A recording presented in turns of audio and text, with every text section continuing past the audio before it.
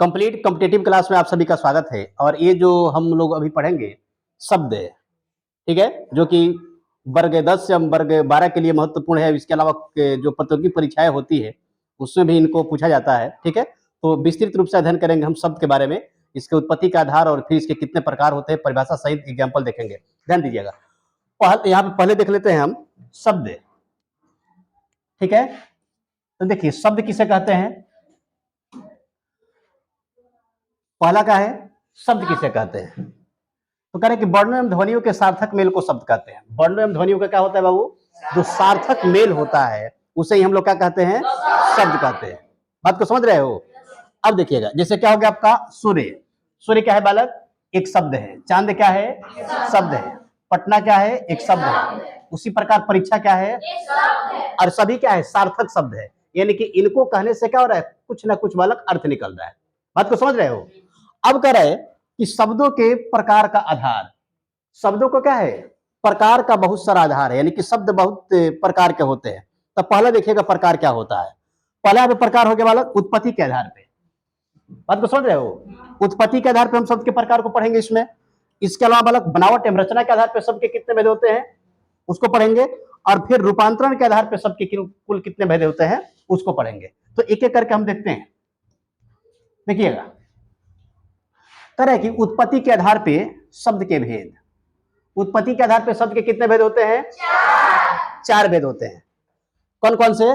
पहला हो गया आपका तत्सम, दूसरा हो गया तद्भव, तीसरा हो गया देशज, और चौथा क्या हो गया, विदेशज। याद रखिएगा, प्रश्न जब पूछेगा कि उत्पत्ति के आधार पे शब्द के कुल कितने भेद होते हैं तो क्या होगा, चार भेद होते हैं। कौन कौन, तत्सम, तद्भव, देशज और विदेशज।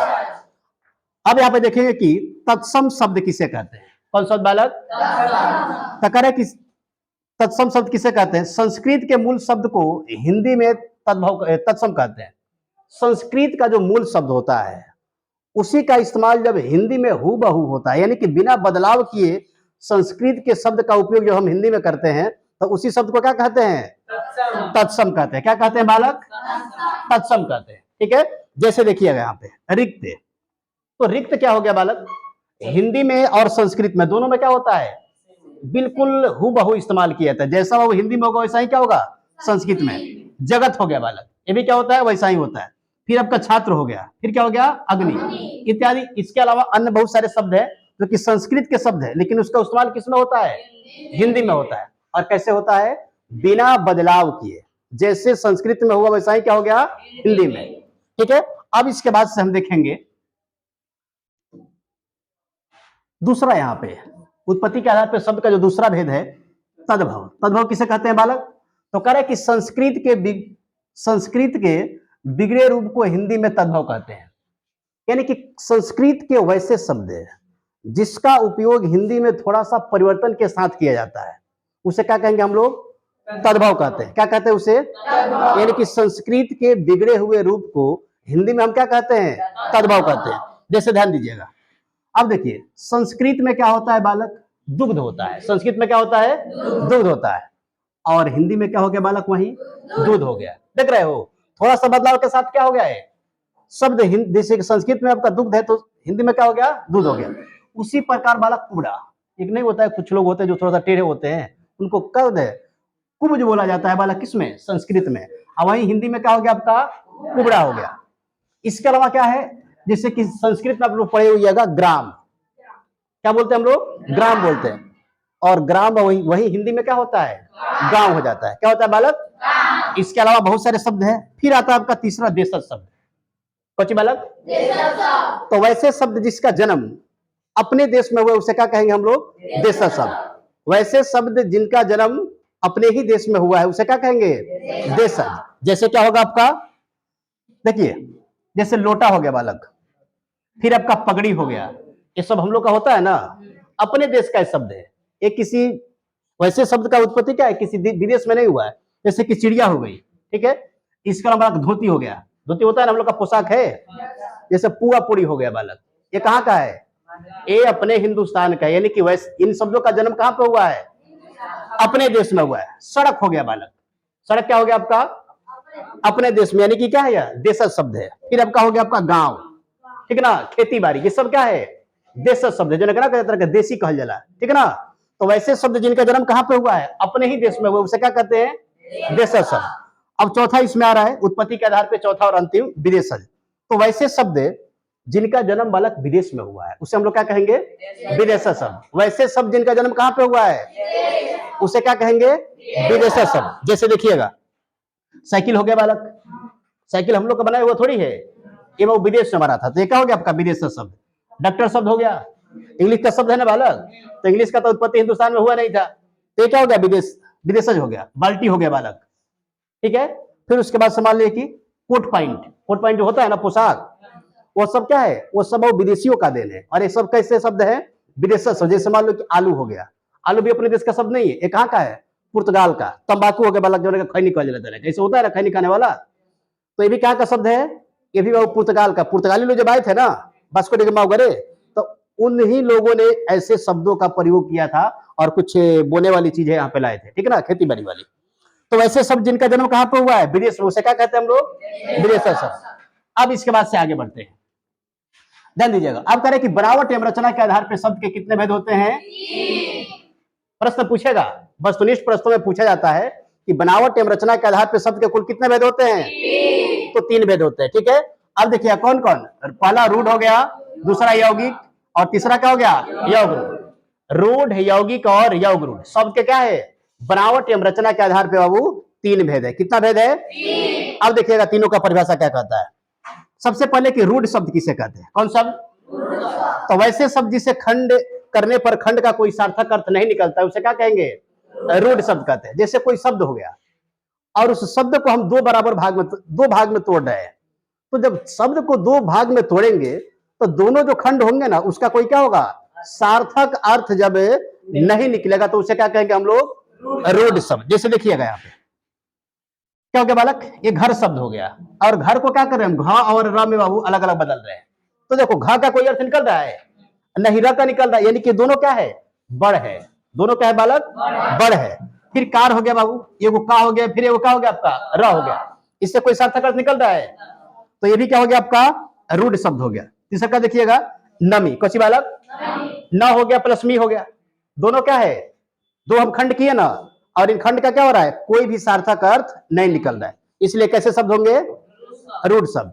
आगे बढ़ते हैं, रूढ़ के बाद क्या आएगा बालक, यौगिक शब्द किसे कहते हैं, कौन शब्द, तो कह रहे कि वैसे शब्द जिसका खंड करने पर खंड का कोई सार्थक अर्थ निकलता है उसे क्या कहते हैं, यौगिक शब्द।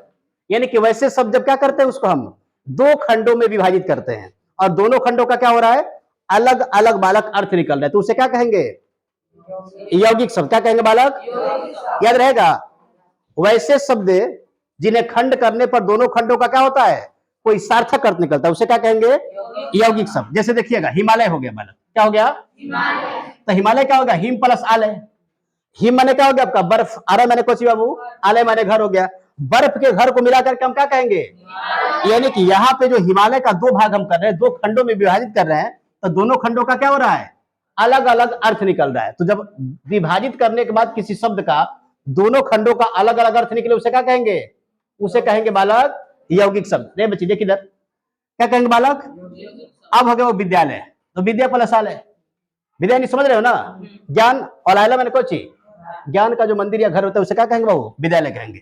देवदूत, कोची बालक, 2 पार्ट में करेंगे तो देव अलग होगा, दूसरा क्या होगा, दूत होगा, यानी कि देवताओं के द्वारा भेजे जाने वाले व्यक्ति को क्या कहेंगे हम लोग, देव माने क्या, देवता, दूत माने कोची, उनके द्वारा भेजा गया व्यक्ति। बात को समझ रहे हो, तो ये शब्द कैसे शब्द है, यौगिक शब्द है। तीसरा का बालक आता है कि यौगरूढ़ शब्द, कौन शब्द, यौगरूढ़ शब्द किसे कहते हैं, तो वैसे शब्द जो अपना समान अर्थ छोड़कर किसी विशेष अर्थ को धारण करते हैं उसे क्या कहते हैं, यौगरूढ़ शब्द कहते हैं। मैं ध्यान से सुनिएगा, वैसे शब्द जो अपना समान अर्थ छोड़ करके किसी विशेष अर्थ को धारण करते हैं उसे क्या कहते हैं बालक, यौगरूढ़ शब्द कहते हैं, उसे क्या कहते हैं। जैसे देखिएगा एग्जांपल देखते हैं यहाँ पे, यौगरूढ़ शब्द कहते हैं, हो गया। जैसे देखिए वो चक्रपाणी, कोची बालक, चक्रपाणी किसको कहते हैं, जिसके हाथ में बालक चक्र हो, जैसे कृष्ण भगवान के हाथ में होता है ना सुदर्शन चक्र, वैसे रामायण सीरियल में देखे होइएगा, कृष्ण लीला बालक जो आता था, ठीक है ना, तो उन्हीं को क्या कहते हैं बालक, चक्रपाणी, यानी कि चक्र को धारण करने वाले व्यक्ति को क्या कहेंगे हम लोग, चक्रपाणी। यहाँ पे क्या हो रहा है, जो शब्द है बालक अपना समान अर्थ छोड़ करके क्या कर लिया, एक विशेष अर्थ धारण कर लिया, इसलिए इसको हम लोग क्या कहेंगे, योग रूट कहेंगे। क्या कहेंगे बालक, जैसे लंबोदर हो गया बालक, तो वैसे व्यक्ति जिनका पेट क्या होता है, थोड़ा सा लंबा होता है, जैसे गणेश भगवान हो गए बालक, ठीक है ना, तो उनको क्या कहेंगे, वो लंबोदर। फिर क्या होता है आपका, चंद्रशेखर, वैसे व्यक्ति जिनके माथे पर क्या हो बालक, चांद हो, जैसे वो शिव भगवान को देखे होइएगा ना, शंकर जी के माथे पर चांद होता है बालक, तो उनका वो नाम क्या है, वो चंद्रशेखर उनका नाम है, यानी क्या है, उनके माथे पे बालक चांद है, तो उनको क्या कहेंगे बालक, हम चंद्रशेखर कहेंगे। क्या कहेंगे, चंद्रशेखर। अब करें बालक, रूपांतरण के आधार पे शब्द के दो भेद होते हैं। कितने भेद होते हैं, डायरेक्ट प्रश्न पूछेगा कि रूपांतरण के आधार पे शब्द के कुल कितने भेद होते हैं, तो कितना भेद होगा बालक, दो भेद। देखिए कौन कौन, तो एक होता है बालक विकारी शब्द और एक क्या होता है, अविकारी शब्द, याद रहेगा। अब करें कि विकारी शब्द किसे कहते हैं, कुछ बालक, तो वैसे शब्द जिसका अर्थ है लिंग वचन एवं पुरुष के अनुसार बदलता रहता है, उसे क्या कहेंगे हम लोग, विकारी शब्द। फिर से सुनिएगा, वैसे शब्द जिनका अर्थ है लिंग वचन एवं पुरुष के आधार पर बदलता रहता है, उसे क्या कहेंगे, विकारी शब्द। और विकारी शब्द की संख्या कितनी होती है बालक, याद रखिएगा, 4 गो होता है। कौन कौन, संज्ञा, सर्वनाम, विशेषण और क्रिया। प्रश्न पूछेगा विकारी शब्द कितने प्रकार के होते हैं, 4 प्रकार के। डायरेक्ट वो वस्तुनिष्ठ प्रश्न पूछता है, जो आप लोग मैट्रिक का फिर इंटरमीडिएट का एग्जाम दीजिए, जिसमें जो व्याकरण होता है भाषा यानी कि हिंदी में, ठीक ना, तो उसको ऐसे ही प्रश्न उसमें पूछे जाते हैं, ठीक ना।